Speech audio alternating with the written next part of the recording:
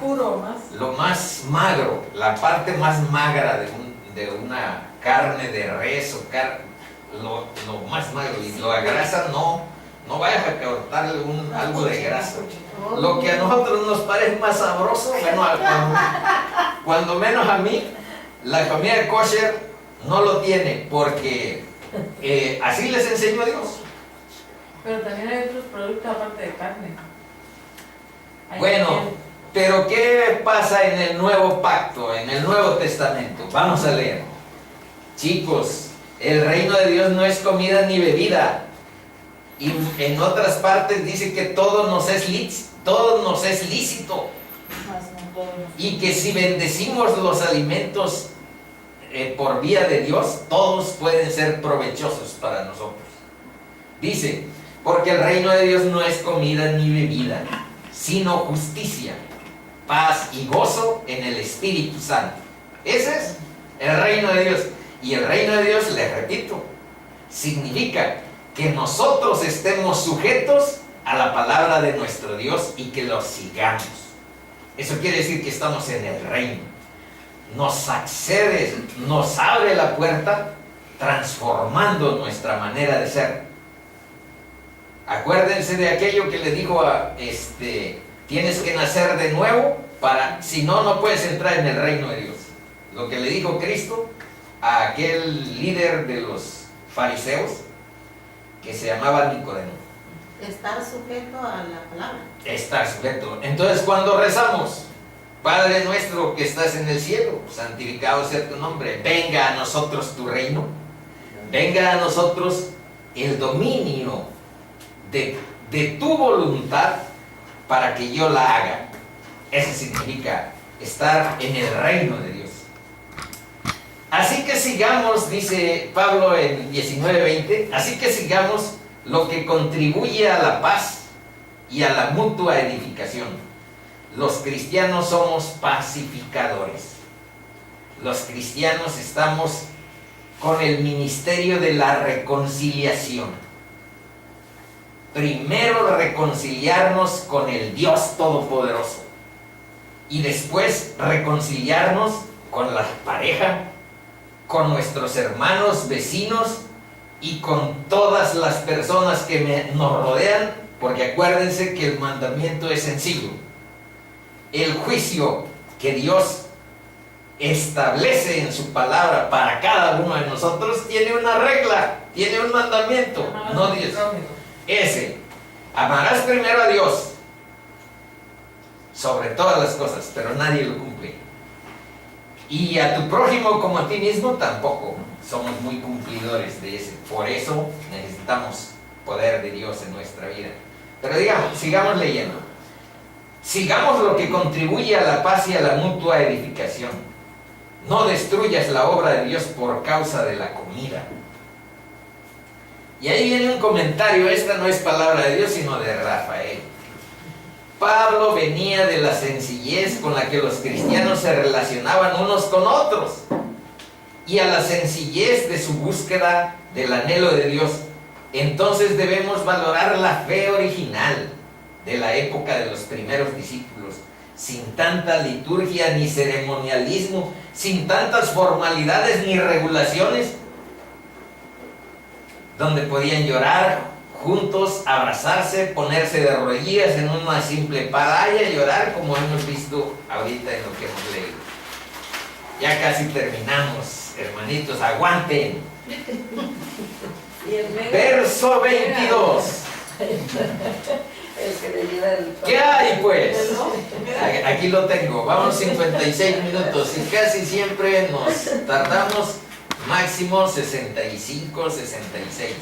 Si es que estamos próximos. ¿Qué hay pues? La multitud. Sí. ¿Qué hay pues? La multitud se reunirá de cierto, porque oirán que has venido. Estos son los judíos hablando con Pablo. Haz pues esto que te decimos. Y vean por qué puse el comentario de no tanto ritualismo, no tanto ceremonialismo, por favor. Pero vean, y son cristianos, por lo tanto son nuestros hermanos. hay entre nosotros 4 hombres que tienen obligación de cumplir voto. Aquí les recuerdo que cuando hablan de voto en la Biblia, están comúnmente hablando del voto nazareo, que está en el libro de Números, en estos capítulos, en estos versículos. El hombre o la mujer que se apartare haciendo voto de nazareo para dedicarse a Dios, se abstendrá de vino y de sidra, y el limpio rociará sobre el inmundo. Y aquí le están presentando a 4. Dice, hay entre nosotros 4 hombres que tienen la obligación de cumplir voto. Al tercero y al séptimo día es clave, porque en el séptimo día es cuando a Pablo casi ¿cómo se llama eso? Cuando un motín linchan, casi lo linchan a Pablo. Bueno, dice, y en el día séptimo, ¿dónde dice? Y cuando lo haya purificado al día séptimo, él lavará luego sus vestidos, y asimismo se lavará con agua y será limpio a la noche. Y el que fuere inmundo y no se purificare, la tal persona será cortada de entre la congregación, por cuanto contaminó el tabernáculo de Yahvé. No fue rociada sobre él agua de la purificación, y es inmundo. Entonces estos ritos son los que Cristo suprimió. Por eso dijo, yo vine a cumplir la ley. En él se cumplieron esto que era sombra de lo que había de venir.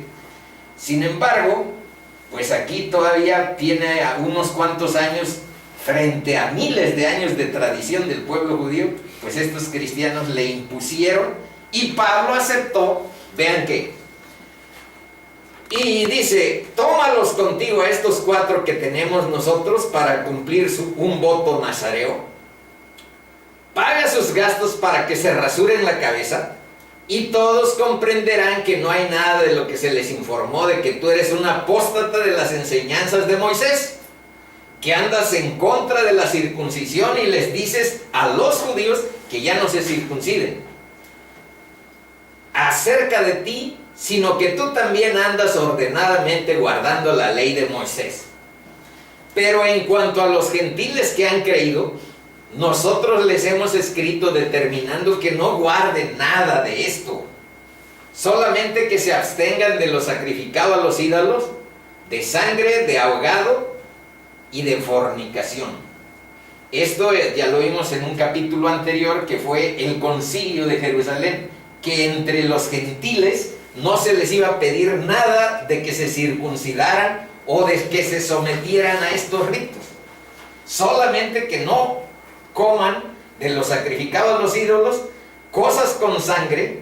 Eso lo seguimos haciendo todavía nosotros. Hay mucha gente que come moronga, de ahogado y de fornicación. Esos son el concilio de Jerusalén, lo que se determinó. Entonces Pablo, ¿qué creen?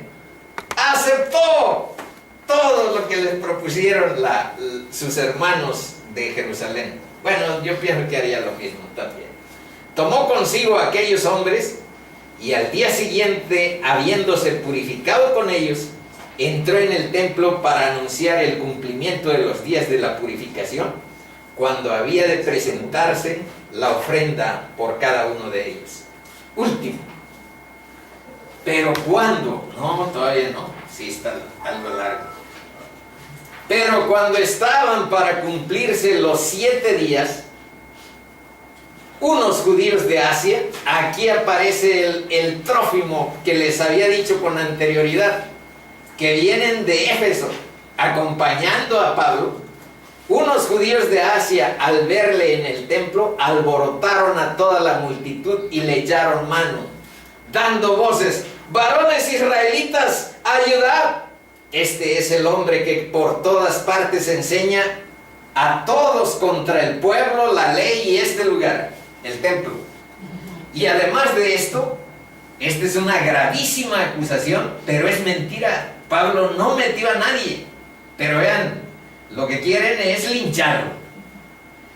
Dice, y además de esto, ha metido a griegos en el templo.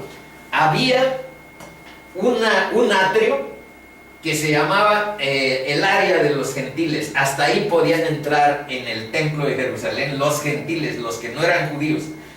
Y después había anuncios del que traspasara el umbral de esa área de los gentiles, que se atuviera a las consecuencias porque estaba condenado a muerte.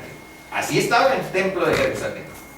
Entonces había prohibiciones muy graves en contra de los gentiles y solo se consideraba que podían entrar ahí los hebreos. Dice, han metido a griegos en el templo y han profanado este santo lugar. Eso era gravísimo.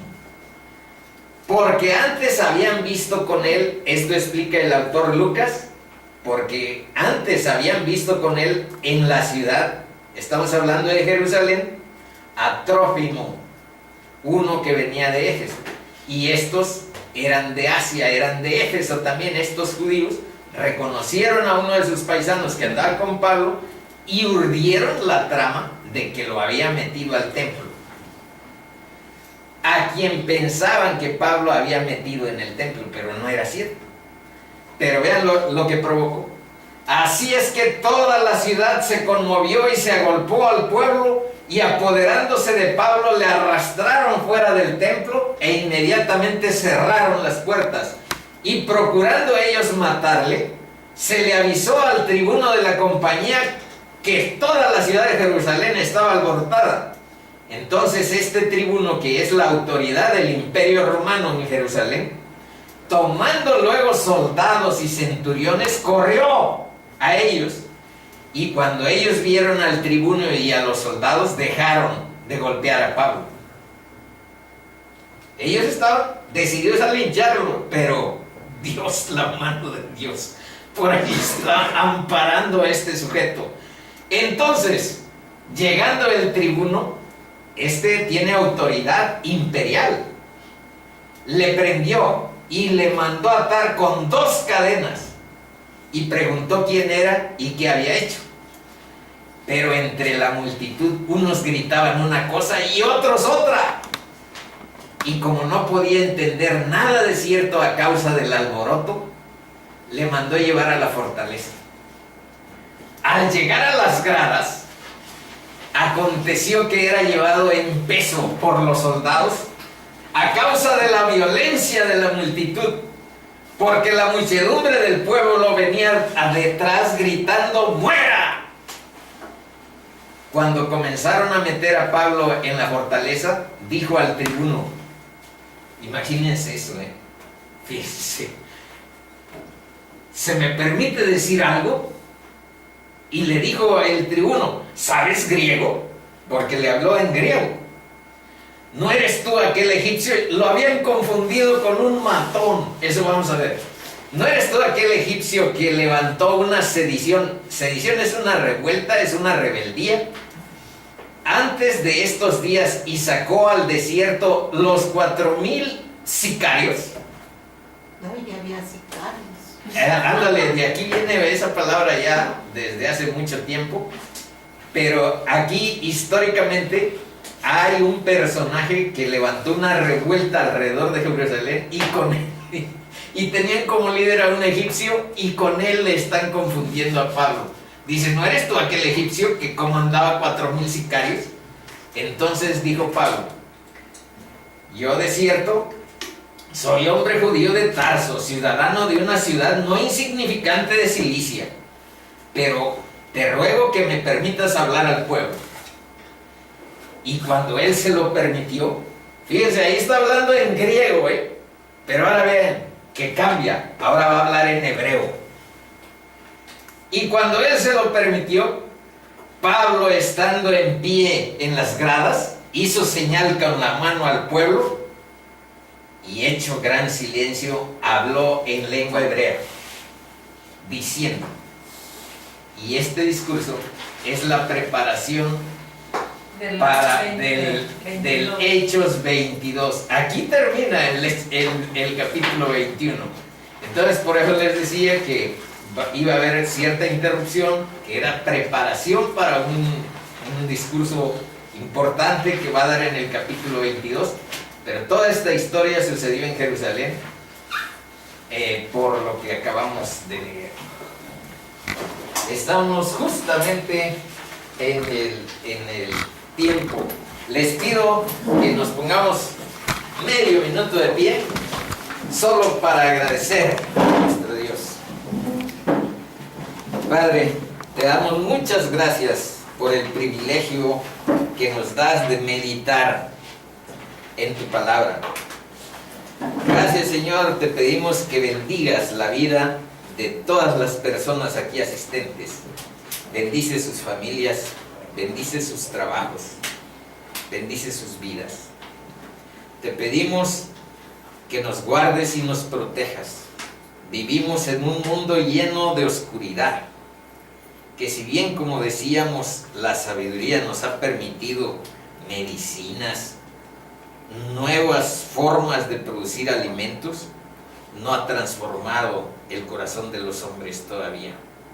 Necesitamos de tu presencia y necesitamos que tú nos guardes y nos protejas en medio de una sociedad donde no hay misericordia, no hay verdad ni conocimiento de Dios en la tierra. Te pedimos, Padre, que bendigas también nuestro entrar y nuestro salir. Necesitamos movilidad en esta sociedad y necesitamos tu presencia en nuestra vida.